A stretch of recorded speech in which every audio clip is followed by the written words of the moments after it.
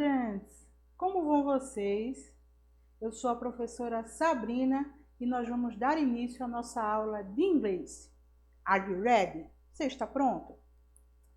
Na aula primeiro, nós vamos falar aqui sobre o SSA. Não esqueçam, tá? Faça a sua inscrição, observe o calendário de inscrição e não se esqueçam de observar todo o calendário para que vocês possam fazer a sua inscrição e ao final do ano fazer o seu ingresso, certo? O processo de ingresso do SSA. Fique atento, não esqueçam.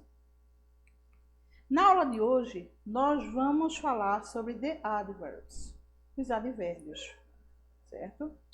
Os advérbios, eles nos trazem alguma informação sobre o verbo, né? E, na maioria das vezes, ele vem ali, próximo a ele, posposto ao verbo. Como temos aí no exemplo, ó. John drives fast. John dirige rápido. He works carefully. Ele trabalha cuidadosamente. Então, observem, certo? Que os dois advérbios, a sua posição inicial é próximo ao verbo. Eles também podem modificar adjetivos ou outros advérbios. Como no exemplo, it's too hot. Está tão quente. Veja que o advérbio too, tão, vem ali trazendo a informação ou qualificando, modificando o adjetivo. Não está apenas quente, está tão quente. Então está um calor muitas vezes insuportável. They walk very quickly. Eles caminham muito vagarosamente, muito rapidamente, certo? Very, que é o advérbio muito, está modificando o outro advérbio, que é o quickly. Rapidamente. Eles apenas não caminham rapidamente, caminham muito rapidamente, certo? Observem também, para a gente não perder o time, que lá em cima, certo? Eu coloquei, John drives fast. Tanto fast como quickly quer dizer rapidamente, velozmente. Porém, o fast você vai usá-lo quando ele estiver sendo acompanhado pelo verbo drive, dirigir. Toda vez que eu for me referir a dirigir carro, a maneira como se dirige, eu vou utilizar o advérbio fast. As demais situações eu utilizo quickly. Ok? Very good. Muitos advérbios, principalmente de modo, frequência e intensidade, são derivados de adjetivos mediante o acréscimo do sufixo ly, que no nosso idioma corresponde à desinência mente. Slow, slowly, lento ou vagaroso, vagarosamente. Careful, cuidadoso, carefully, cuidadosamente. Quick, rápido, quickly, rapidamente. Easy, easily, fácil, facilmente. Terrible, terribly, terrível, terrivelmente. Toda vez que você vê um advérbio com o sufixo ly, ele está ali indicando que vai vir ali uma terminação mente quando você for fazer a tradução correspondente em português. More example. He walks slowly. Ele caminha vagarosamente, né? Que slow é devagar. John drives carefully. Joe dirige cuidadosamente. We can't this exercise easily. Nós podemos fazer exercício facilmente. She played the music terribly. Observem que em todos o sufixo ly nem sempre basta para formar o advérbio, certo? Muitas vezes, esse acréscimo dessa desinência, ele vai mexer na estrutura da palavra, do vocábulo. A exemplo de have, have I. Percebam que o Y caiu, foi substituído pelo I e acréscimo do LY. Palavras terminadas em o E sai e nós acrescentamos o LY. No caso aí ele é simple, simplify. Então, fantastic. Palavras terminadas em C. Fantastically. Do lie. Exceto wool, que é inteiro. Palavras terminadas em L, o E sai e tem o double L mais Y. Então, o wool é o único que não segue a regra geral, né? As regrinhas que nós vimos anteriormente. Então, preste atenção que ali vai dar para você fixar direitinho. Há alguns advérbios que têm a mesma forma do adjetivo, certo?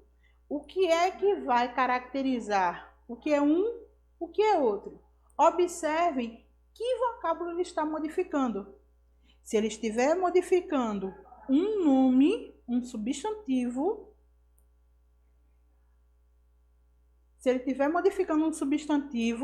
ele vai ser um adjetivo. Se ele estiver modificando um verbo, ele vai ser um advérbio.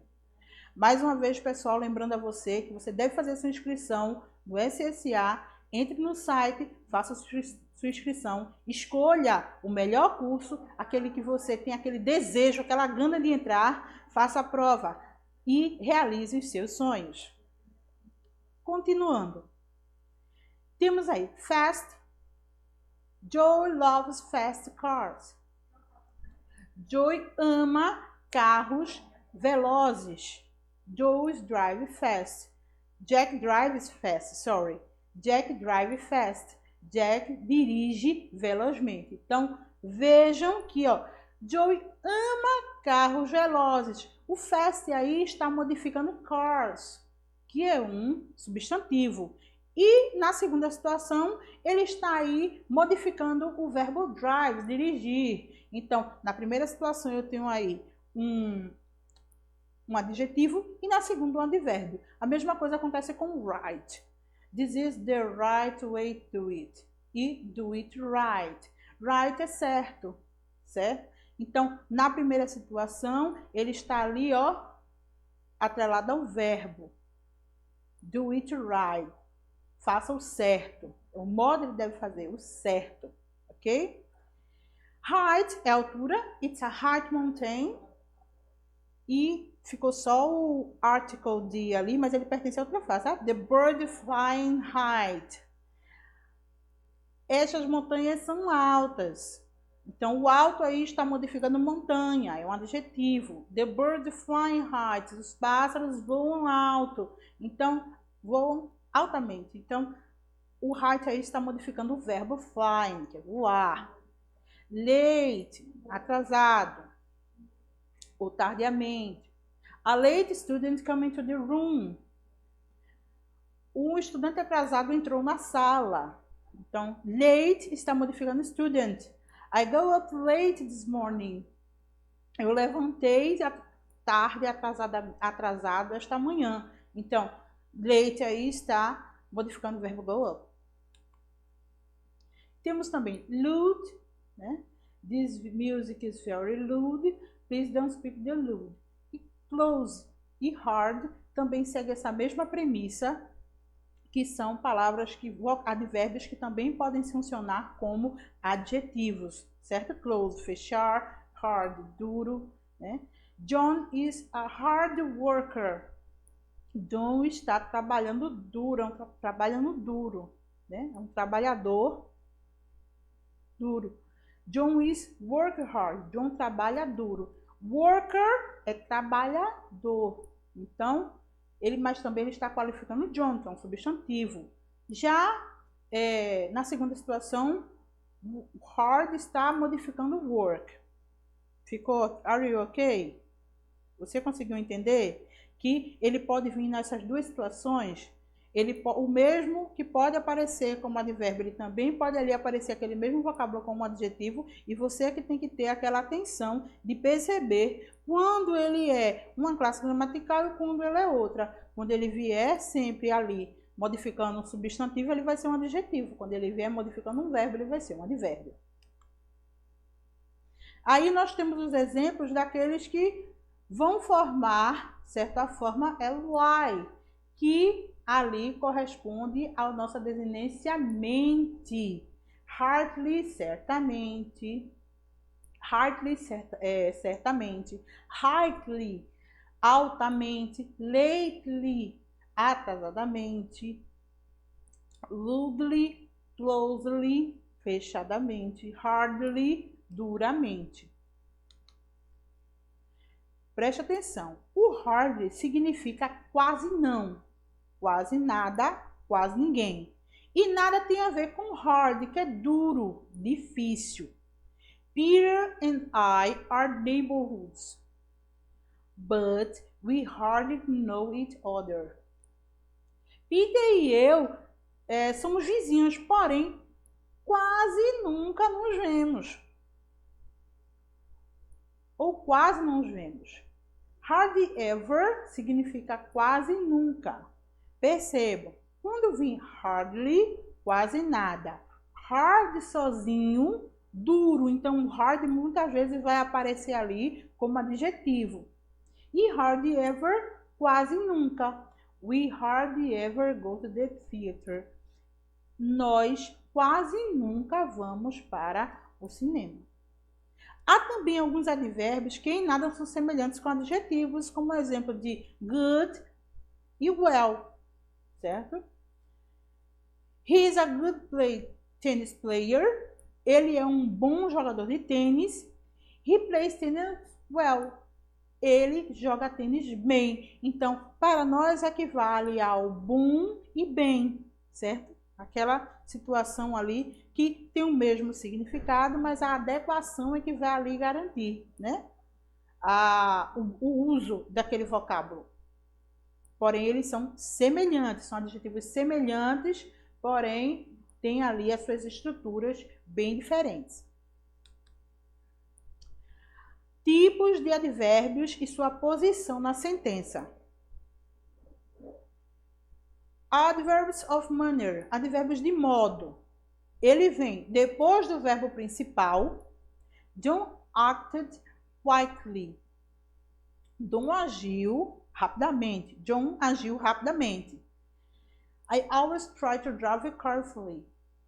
Eu sempre tento dirigir cuidadosamente. Então, depois do verbo principal. B, antes de um particípio. Teacher, o que é que caracteriza o particípio? É justamente aquela tabelinha dos verbos irregulares. Ele vai vir ali, ó, infinitivo, certo, né? Simple present, present perfect, passado e particípio passado. Mas, teacher, eu tô vendo ali o verbo dress, vestir, dressed. Ele tem dele, não é passado, não. Alguns verbos no particípio fazem o particípio passado em ED, certo? Então, tem que prestar atenção. Ok? Jane was smartly dressed. Jane foi pequenamente, né, vestida, minimamente. Já os advérbios de tempo, adverbial tempo, today, yesterday, tonight, tomorrow, são alguns exemplos que você pode ali encontrar em textos, em provas, certo? Porém, quando há um tempo definido, dia da semana, meses, normalmente vai para o fim da frase, podendo também ser colocado no começo. Então, veja que ali é variável a posição desses advérbios, certo? Na estrutura, porém, ele tem que ter um tempo definido, certo? I spoke him last night, eu falei dele ontem à noite. The goods will arrive on Monday. Os goods, né? Pode ser o sobrenome de uma família, chegarão na segunda. Yesterday I went to the doctors. Ontem Eu vi o médico, eu fui ao médico. In January, we usually go to the beach. Em janeiro, nós, habitualmente, usualmente, vamos para a praia. Lembrando mais uma vez, gente, do SSA. Faça a sua inscrição, certo? Escolha o melhor curso, aquele que você ali deseja tanto. As inscrições são exclusivamente online. As datas das provas já estão definidas. SSA 1, de 5 a 12 de dezembro. SSA 2, no mesmo período, 5 a 12 de dezembro, só que no período da tarde. E o SSA 3, de 19 a 20 de dezembro, no período da manhã. As inscrições vão de 19 de julho até 19 de agosto. Não percam essa oportunidade incrível de você realizar o seu sonho e ingressar no curso superior.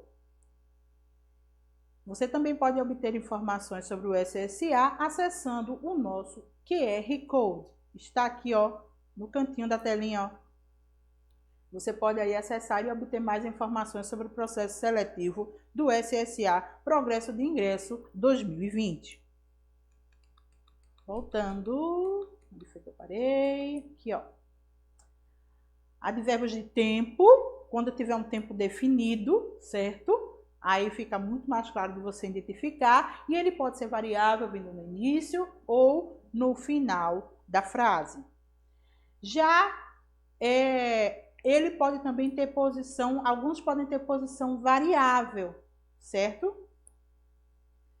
Already, just, now, soon, afterwards, lately. The books already in the library. Os livros já estão na biblioteca.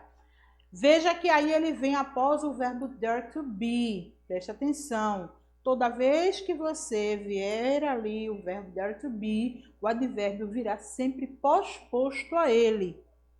Ok? I have already seen that film.